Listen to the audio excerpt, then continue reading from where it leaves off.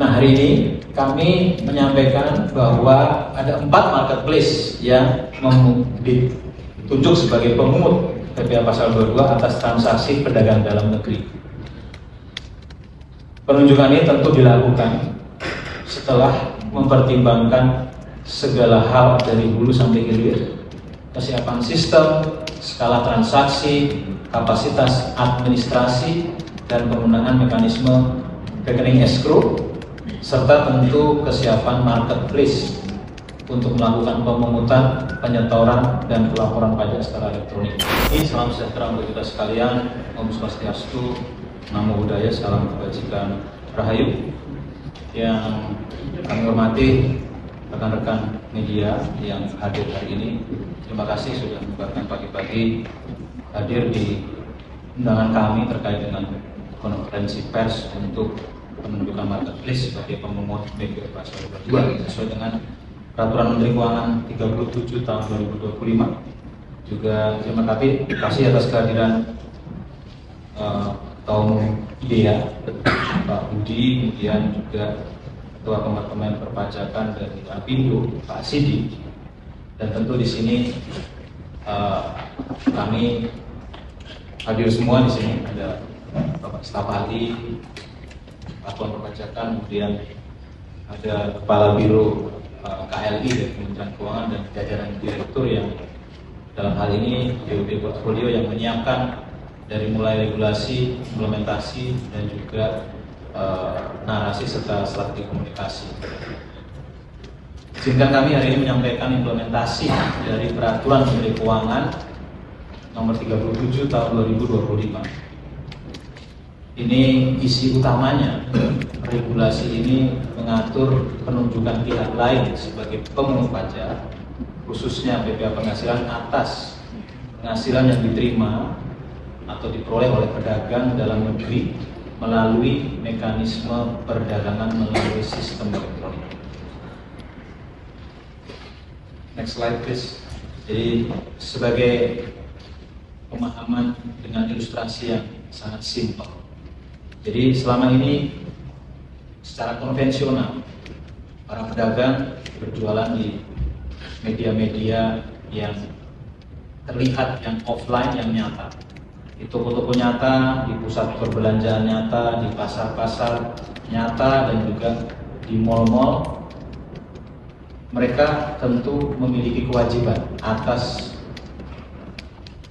penghasilan yang diperoleh dari kegiatan usahanya untuk disampaikan perpajakan. Dan kewajiban ini tentu bukan hal yang baru. Sudah lama sekali pajak penghasilan atas kegiatan usaha itu diatur di dalam ketentuan perpajakan. Tentu prinsip yang sama ini berlaku juga untuk pedagang-pedagang yang juga menjual barang dan atau jasa, goods or services, melalui mekanisme online, melalui media internet, termasuk melalui marketplace. Jadi tidak ada pajak yang baru, yang berbeda hanyalah cara berjualan. Ketika dulu transaksi banyak dilakukan di toko fisik, sekarang semakin banyak transaksi yang dilakukan melalui platform-platform digital. Karena itu kami sampaikan ke rekan-rekan sekalian bahwa penunjukan marketplace sebagai pemungut PPh Pasal 22 ini sekali lagi bukanlah pengenaan pajak yang baru. Ini adalah penyesuaian mekanisme administrasi perpajakan untuk menyesuaikan dengan perkembangan cara masyarakat berusaha dan bertransaksi di era yang serba sudah semakin digital ini. Dan hari ini kami sebagai wakil dari pemerintah, Direktorat Jenderal Pajak, menunjuk 4 marketplace sebagai pemungut PPh Pasal 22. Langkah ini merupakan bagian dari upaya kami untuk terus memperbarui, untuk terus membangun tata kelola perpajakan yang lebih fair, lebih simpel, dan lebih sesuai dengan perkembangan ekonomi digital. Rekan-rekan sekalian, tujuan utama daripada PMK 37 tahun 2025. Ada 4 hal di sini. Jadi pengaturan perubahan mekanisme pelunasan pajak dari yang sebelumnya disetor sendiri oleh para pedagang dalam negeri menjadi dipungut oleh marketplace yang ditunjuk. Itu yang pertama. Jadi pajak ini bukan pajak baru, ini penghasilan dari kegiatan usaha yang dilakukan melalui marketplace.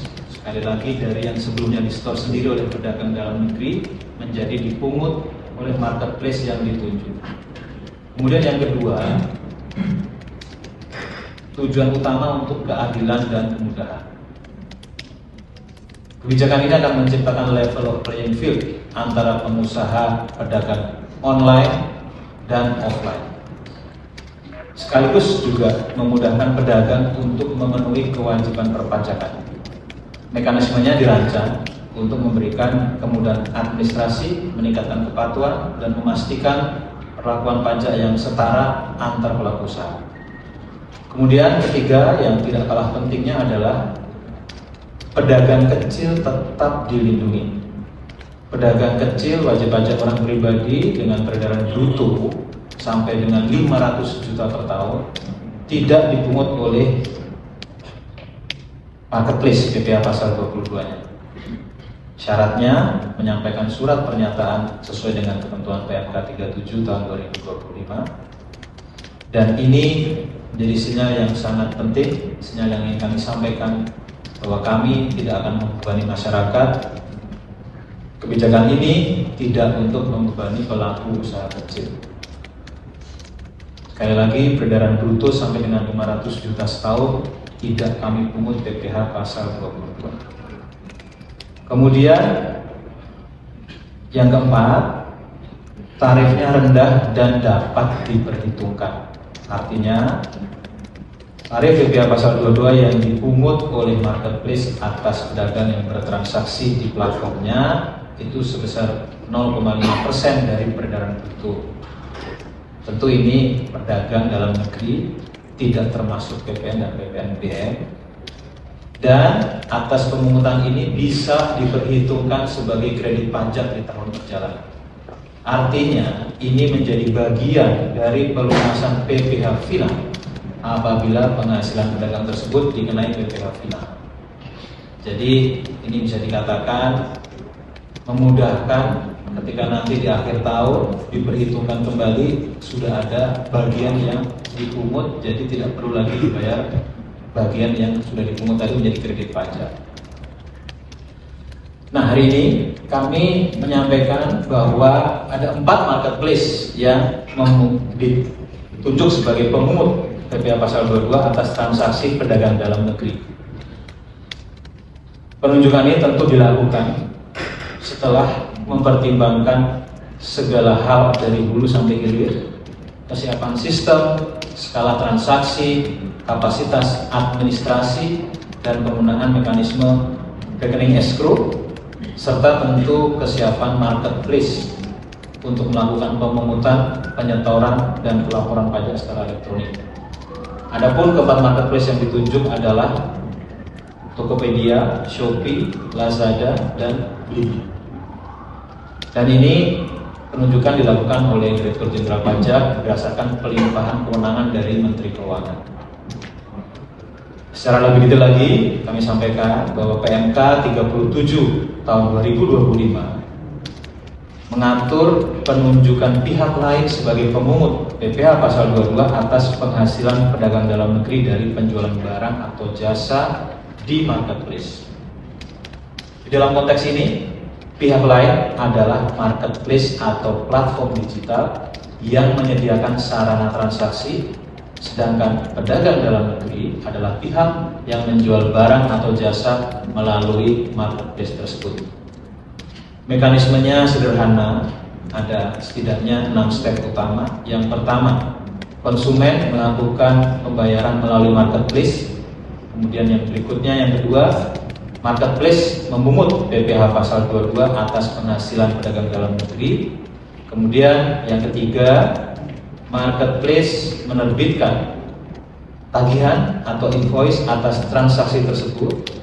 yang di dalamnya berisi informasi besarnya PPh pasal 22 yang dipungut. Kemudian dokumen tagihan atau invoice elektrik yang diterbitkan oleh marketplace ini merupakan dokumen yang dipersamakan dengan bukti pemungutan PPh pasal 22.